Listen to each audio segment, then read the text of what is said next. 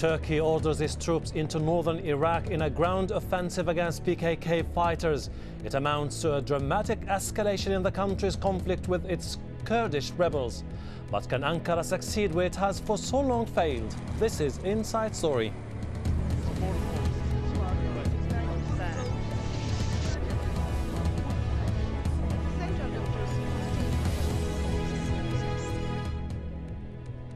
Hello, I'm Hashim Ahalbara. The world is watching closely as Turkey's raids into northern Iraq continue to claim dozens of lives. Iraq says the incursions aimed at quashing separatist rebels could destabilize the whole region. The US has urged Turkish forces to complete their mission quickly. Turkish troops began their raids on Thursday, targeting hideouts of the Kurdistan Workers' Party or PKK. Scores of PKK rebels have been killed, according to Turkey's military. The PKK in return says it's killed more than 20 Turkish soldiers.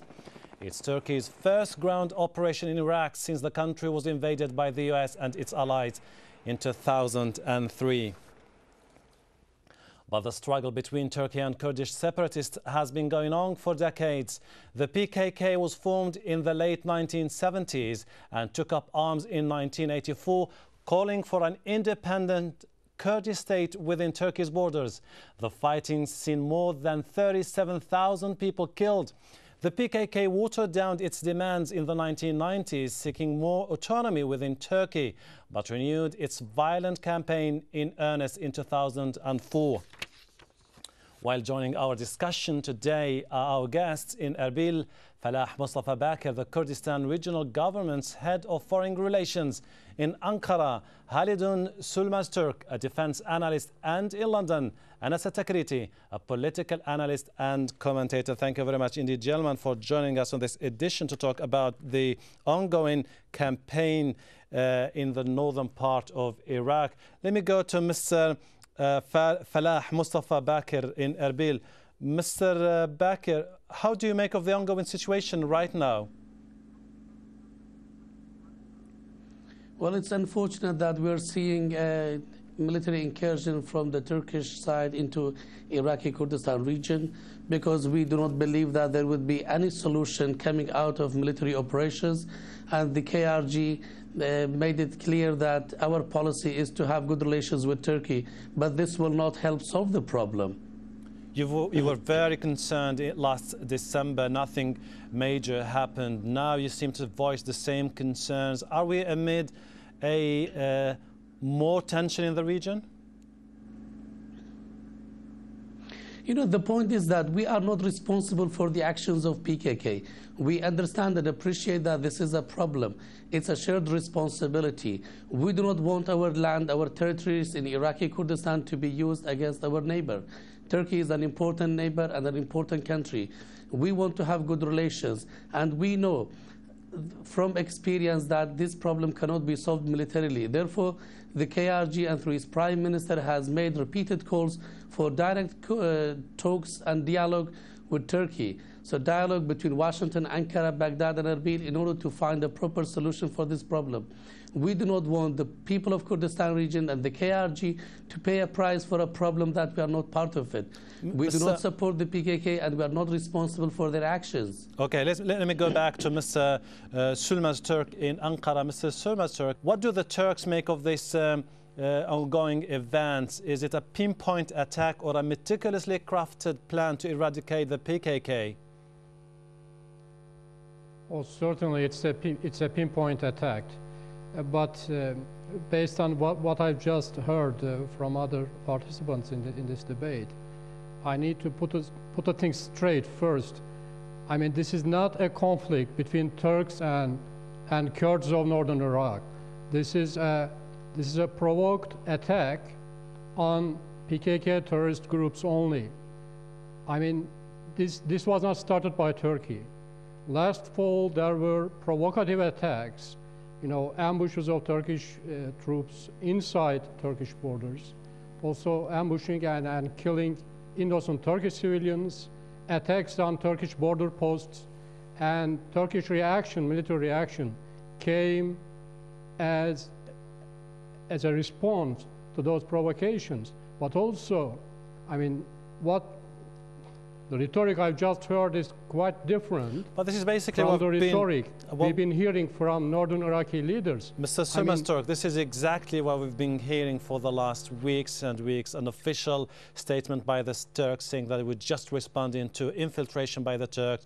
Then the KRG saying we have nothing to do with these things. But let me bring in Mr. Anas Takriti in London. The attacks have been going on for the last 3 decades. But what makes the new incursion so delicate and under international scrutiny? Well, for a very simple reason, that Iraq is now going through a particular phase where basically its borders seem to be far away from being, enjoying any kind of integrity that one would hope. So I think that the very interesting element within the whole scenario of this, whilst the main parties to the conflict are Turkey as well as the PKK, but actually I think that the most interesting element in this, and the element that we need to keep our eyes on, is Iraq, for a number of reasons. Firstly, we have the PKK actually seeking for a very long time now safe haven in the region in northern Iraq, in Kurdistan.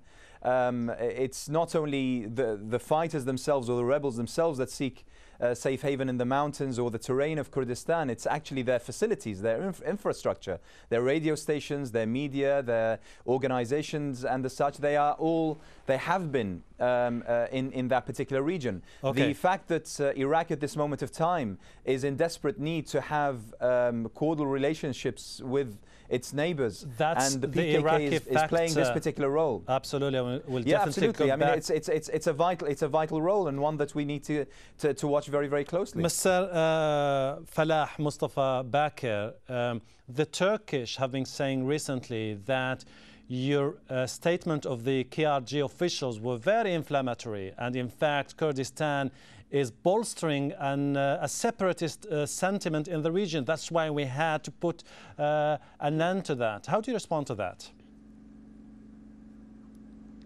No, indeed, this is not correct. In fact, the majority of the PKK are inside Turkey, first, and second, the media and the facilities of the PKK are not in Iraqi Kurdistan. Unfortunately, it's in European countries. Their broadcasting corporation, their popular support is inside Turkey. Their financial support comes from European countries. We have nothing to do with this problem. Only our region and our people in Iraqi Kurdistan are paying a price for a problem that is not of their creation.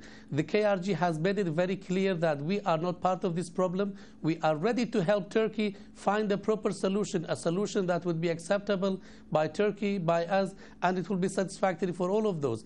Indeed, this military incursion is a violation of Iraq's sovereignty and territorial integrity. We would have wanted to see a firm position from the federal Iraqi government regarding that, not for the KRG to be left alone in this. There is and we hold America responsible for this because... Okay, I will go back to the Americans. You're saying that the Turks have no legitimacy to wage this campaign.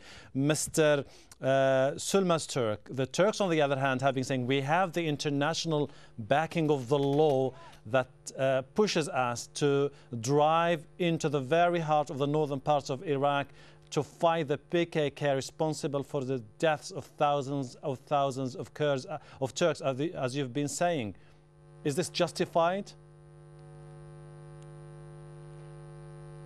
You know, this very good gentleman is talking about sovereignty.